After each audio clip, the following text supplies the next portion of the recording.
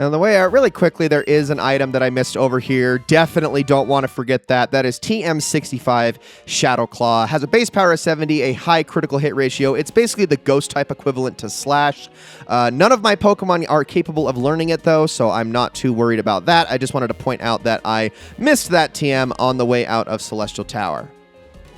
What is up, my Squirtleites? It is I, your king. Welcome me back to more Let's Play Pokemon White. In the last episode, we made it to the top of Celestial Tower, met up with Skyla, rang the bell, and all's well that ends well. Now, I should also point out that Shelob evolved into Galvantula. She is now at a clean level 36 and ready and raring to go at this next gym, which we're going to be battling today. So let's head on over there and get this thing started. Unfortunately, as much as I love the gym leader we're about to battle, unfortunately, she's kind of a pushover, so I'm not too worried about this one all that much. However, as soon as we go inside, you will notice, let me talk to this guy really quick. Please take this fresh water.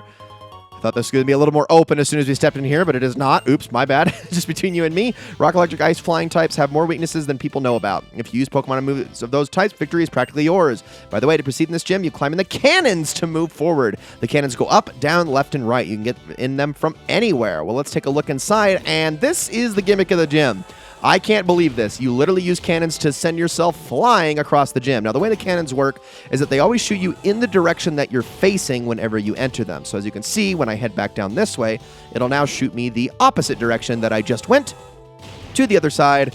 And now we get our first battle. All right, this is another very, very easy gym because, like I said, it's all flying types, and there's pretty much only 3 flying type flying type lines that this game recognizes, and that is the Woobat line, that is the Pidove line, and that is the Ducklet line, and that's it, I swear, all the way up to the very end. It's a little bit disappointing because, like I said, I really love this gym leader. Skyla is so just a huge badass, and I'm a huge fan of her, and pretty much everything about her personality and design, but unfortunately, she's a bit easy to beat, even more so than Clay was, gotta be honest, which kind of sucks, but also because Shelob is just going to absolutely tear through this gym with her Electro Webs and Charge Beams, which we haven't even used Charge Beams yet, but I'm going to basically just save those for the...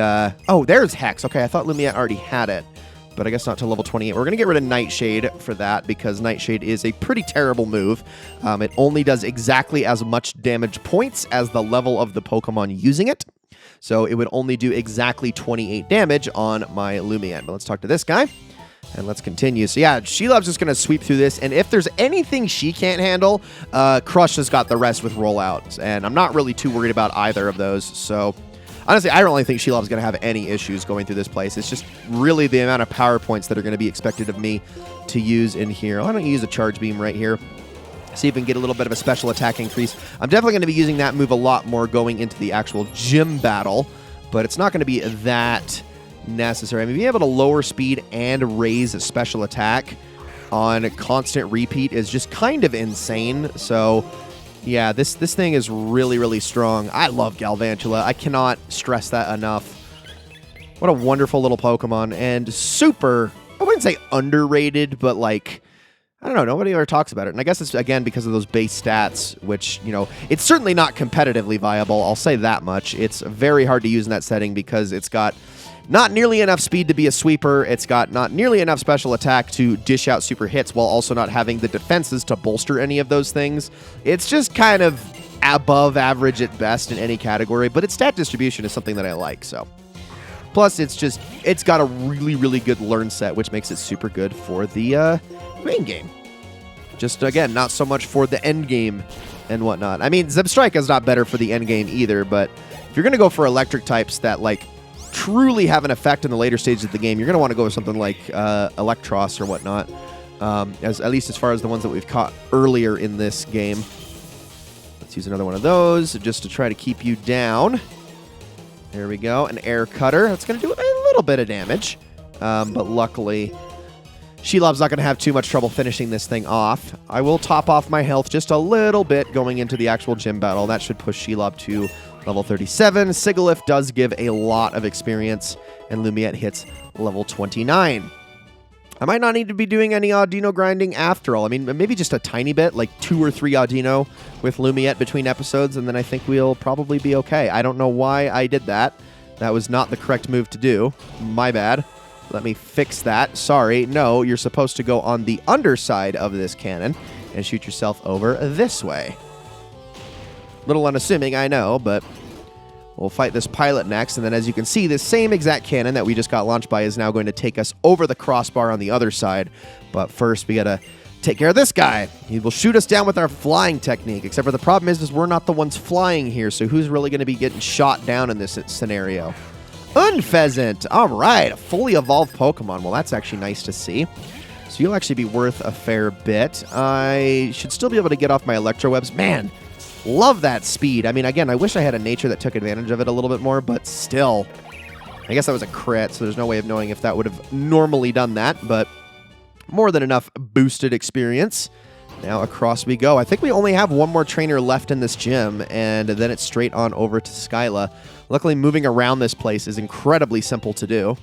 Plans are perfectly honed. I cannot lose. Okay. I mean, I don't really buy that, given that you are probably going to be just as uncreative as all of the other... Yeah, no. You have a Swoobat, sir. I'm sorry. That's the worst fully evolved Pokemon in the entire game next to Watchog, so... Actually, I think it is worse. I really do. At least Watchog can get some pretty hard-hitting moves. The Swoobat just... It doesn't have anything going for it, really. It's so bad. Also, I love these critical hits that I keep getting. Probably running out of all my critical hit luck going into the gym battle, but... The gym leader battle. But now... We're going to go really flying this time. These cannons got a lot more power behind them. Through the ring we go. On to the next one. We're just taking a little trip around the gym. And I love this last cannon right here. All right, come on. Last launch. Here we go. Oh, God. Oh, my face. Oh, don't look. I'm bleeding. Oh, don't. No, we're fine. Just kidding. Why was that okay, though? I don't have, like, a helmet. I don't have any protective gear. And I just got launched into the side of a freaking warehouse wall at high speeds. How am I okay? It doesn't make any sense. Regardless, let's talk to Skyla. And I also didn't heal. Shoot. Oh, well. I've been waiting for you. Did you enjoy flying with the help of the Mistralton Gym Cannons? They're my pride and joy. This time, let's try something else. And so begins the battle against Skyla, one of the coolest gym leaders in the history of Pokemon. It's just too bad her Pokemon kind of suck. All right. Her first Pokemon is going to be Swoobat at level 33 with the ability Unaware. It's got Acrobatics, Amnesia, Assurance, and Heart Stamp. Now, that Acrobatics move is what you're going to need to watch out for in most of these fights. Acrobatics is an incredibly powerful move on Pokemon that are not holding held items. And guess what? None of her Pokemon are, which means that it has a base power of 110 if it hits. Luckily, it decided to waste its time using Heart Stamp instead, and I am going to be using my opportunity here to actually heal up, because I know she's going to be doing the exact same. So I'll just use my one fresh water, and there we go. But yeah, Acrobatics hurts bad in this gym. A lot of damage, so do be aware of that. I'm just going to be continuously using Charge Beam, though, as we go. Since my special attack already went up, might as well continue to compound the effect. And we should have the speed advantage over every single one of her Pokemon. Maybe one will be faster, but I'm not counting on it. So down goes Swoobat. That was the easiest one right there. Her next Pokemon is Unpheasant, a female Unpheasant with the ability Big Pecs. This thing has Leer, Quick Attack, Air Slash, and Razor Wind. Sorry, yeah, this thing does not even have Acrobatics. Actually... That's right, none of the rest of her Pokemon have Acrobatics, which makes no sense, because it's supposed to be her signature move, but only Swoobat's got it. Wow, okay, so yeah, Air Slash is all you have to worry about with that one. Goes down easy. I thought they all had Acrobatics, but I was wrong. Wow, I cannot believe her signature Pokemon doesn't even have it. And that Pokemon is Swanna, which is a water and flying type, meaning that her electric moves are going to do even more damage. This thing has Keen Eye, so it can't have its accuracy lowered, and it has Aqua Ring, Aerial Ace, Bubble Beam, and Air Slash. Can you guess what's going to happen to this Pokemon? That's right, one shot. Like I said, she's kind of a pushover. All you need is an electrical type, and yeah, there's nothing she can do. And there we go. Lumia gets to level 31, not bad, and we've defeated Leader Skyla. Being your opponent in battle is a new source of strength to me, thank you. Oh, Skyla, you're an amazing Pokemon trainer. My Pokemon and I are happy because for the first time in a while, we could fight with our full strength. This is an official League Gym badge. I think it will look good on you. Well, thank you. I appreciate that. And there it is. 6 badges down, 2 to go. You see the jet badge? Wow, hot stuff. With that many gym badges, Pokemon up to level 70 will obey you. Also, as thanks for a Pokemon battle that made me very happy, I want you to have this TM, and we get the TM62 Acrobatics. Like I said, very, very good move if you actually put it on a physical attacking flying type, which I do not have. User doesn't have a held item as power doubles. It's a pretty technical move, but be sure to compensate for the lack of a held item. By the way, when I flew over Twist Mountain on the way to Iciris City, Team Plasma, is that the name? Anyway, they were heading for the city. What kind of people are they? Well, I guess we'll find out, but it looks like we have to be on the lookout for Team Plasma as we go. Excuse me, Skyla, right over your head. And back to the front. All right, let's get on out of here. And as soon as we get on out of here, look who it is. They say it is for understanding one another better, but what trainers really use battles for is to compete, and they hurt each other's Pokemon. Am I the only one who finds this terribly painful? Whatever, I'm going to talk to your Pokemon. I've been living with Pokemon since I was born, so it's easier for me to talk with them than with people, because Pokemon never tell lies. Hey, Galvantula. Would you tell me what kind of trainer Levi is? Okay, got it. So Levi was born in New Vema Town, lives with his mom, and was given the Pokedex to start off a journey to see the world. Still, this Galvantula trusts you for some reason. That's good. If every person in Pokemon cared about one another like you two do, I could watch over the future of people in Pokemon without having to liberate Pokemon from people who just use them. Getsus is using Team Plasma to search for some special stones, the Light Stone and the Dark Stone. These stones hold the essence of two legendary Pokemon. It is said that when they lost their physical form, they fell into a slumber and were transformed. Now they wait for the hero's arrival. I shall resurrect a legendary Dragon-type Pokemon from one of these stones and become its friend. That will show the world that I am the new hero. Everyone will follow what I say. My vision is to change the world without using force. Trying to change the world by force will just make others resist. If people resist, the ones that will be hurt are the innocent Pokemon used by foolish trainers. You understand. Pokemon are not just tools for people to use. As a result, Pokemon and trainers who care about one another, like you and your Pokemon, will be separated. And that does break my heart a little. Still a threat, though. Still a threat, N. All right, let's continue down. Now, if you remember correctly, as soon as we beat this gym, we were supposed to meet up with a certain kid inside a house over here. So let's go do that really quickly before we leave this town. Wow, a jet badge. You won against Skyla. Okay, I'll tell you something cool. We left our treasure at the edge of the runway. And what does the little girl have to say? Runway, runway, a technical machine on the runway. Well, I guess we can go look for it. So let's head on down to the south end of the runway and see what we can find. Also, I'm going to pull this thing out because I actually think there may be a hidden item that I missed down this way as well. So I do want to check for that really quickly. Indeed, there is. But here's the item the kids were talking about. TM40 Aerial Ace. Now, this is actually a flying move that has a lot more meaning to me, and you'll see why in a minute. Oh, you found our treasure. Found it. Just kidding. We don't have a Pokemon, so we plan to hide this TM until we got one. But that would go to waste. So here, you can use it. We'll get another one from Skyla. You can use it.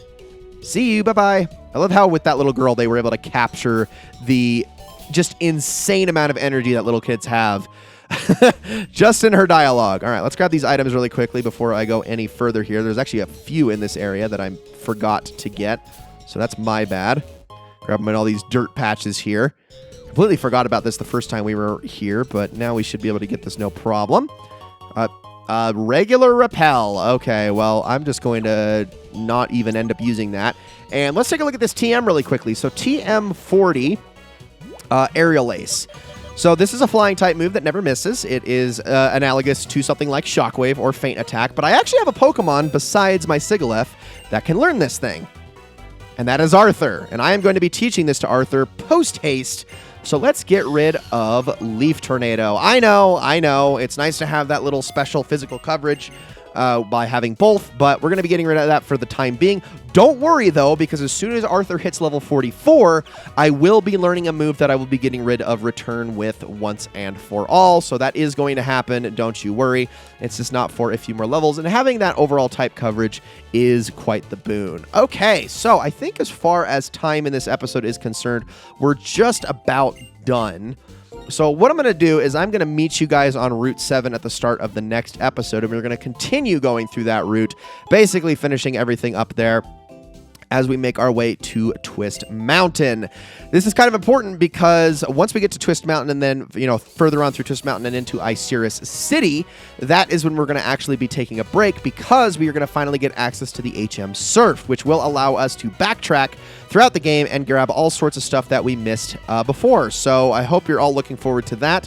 that pretty much just explains what's on the docket for the next several episodes. But for the time being, guys, thank you all so very much for watching. I hope you all enjoyed this episode of Let's Play Pokemon White very, very much, and I will see you all in the next one.